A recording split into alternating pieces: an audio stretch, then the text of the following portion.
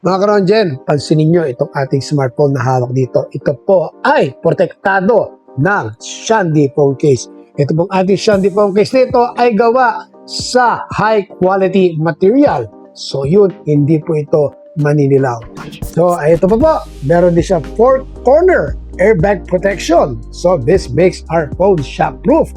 At meron din po siyang raised bumper protection para po protektado sa basag at gasgas ang ating lens and flash. At maging dito po sa harap, nakaangat din po ito. So ibig sabihin po nun, hindi po basta-basta mababasag ang ating screen. Pansinin nyo rin po, ayan po ang mga butas niya. Hindi po dito sa mga buttons po natin.